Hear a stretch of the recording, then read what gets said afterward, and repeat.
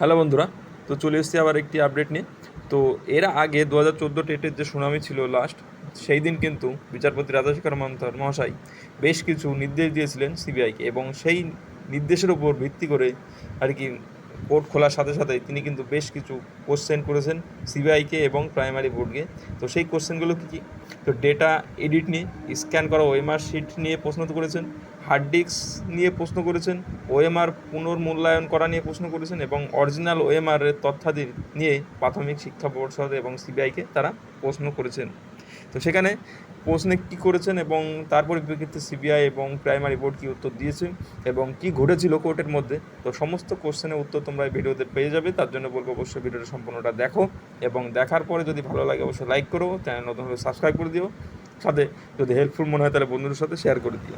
আজ বেশ কিছু তথ্য সিবিআইয়ের পক্ষ থেকে কোর্টে জমা করা ছিল, এবং সেই তথ্যগুলি তারা কোর্ট খোলার সাথে সাথে বিচারপতি মহাশয়ের টেবিলে পৌঁছে দেন, এবং বিচারপতি মহাশয় সেগুলি নিখুঁতভাবে পড়েন, এবং পড়ার পর তিনি বেশ কিছু কোশ্চেন করেন সিবিআইয়ের উকিলকে, এবং জানতে চান যে সার্ভারের যে ডেটাগুলি ছিল সেগুলি কী অবস্থায় আছে এবং তারা উদ্ধার করতে পেরেছেন কি না। তো এর পরিপ্রেক্ষিতে সিবিআইয়ের যে উকিল ছিলেন তিনি বলেন যে সার্ভারের যে সমস্ত ডেটা ছিল সেগুলি এক হার্ড ডিস্ক থেকে অন্য হার্ড ডিস্কে বা অন্য সার্ভারে ট্রান্সফার করা হয়েছে।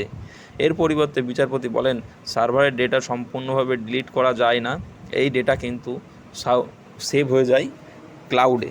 অর্থাৎ একবার যদি কোনো ডেটা কম্পিউটারের সার্ভারে বা হার্ড ডিস্কে সেভ হয় তাহলে কিন্তু সেটা ক্লাউডে ডোমেনে সেভ হয়ে থাকে। তো এরপরে সিবিআইয়ের কাছে হার্ড ডিস্কের উদ্ধারের কথা কিন্তু জিজ্ঞেস করে যে বিচারপতি মহাশয়। তো তখন বিচারপতি মহাশয়ের উত্তরে সিবিআইয়ের পক্ষ থেকে জানানো হয় যে তারা কিন্তু কোনো হার্ড ডিস্ক উদ্ধার করতে পারেনি। এর আগে 2017 সালে 5 বছর আগে তারা কিন্তু উদ্ধার করার চেষ্টা করেছিল, কিন্তু তখনও তারা উদ্ধার করতে পারেনি, আর তাই এখনও তারা দিতে পারছে না, এখনও যে খুঁজে পায়নি তারা। তো কিন্তু হার্ড ডিস্ক পাওয়া না গেলেও কিন্তু যে তথ্য সেগুলি কিন্তু কম্পিউটারে বা যে কোনোভাবে ক্লাউডে সেভ হয়ে আছে।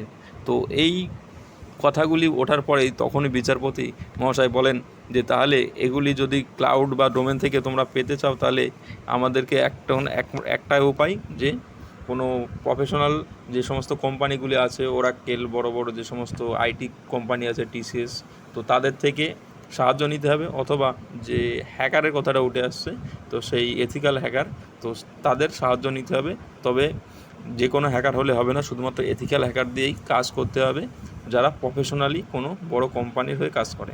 এরকম হ্যাকার দিয়ে কাজ করে তাদেরকে কিন্তু একটা গোটা টিম বানাতে হবে সিবিআইকে, এবং যে আর অন্যান্য নিয়োগের সাথে যুক্ত আছে এরকম আর কি, নিয়োগ প্রক্রিয়ার সাথে তদন্তের সাথে যুক্ত আছে এরকম কোনো সংস্থা যারা আছেন এর সাথে, তো তাদের সাথে সকলকে মিলে একটা টিম বানাতে হবে, এবং এই টিম এই কাজ করবে এবং এই ডেটা কিন্তু উদ্ধার করতে হবে, এমনটাই নির্দেশ দিয়েছে।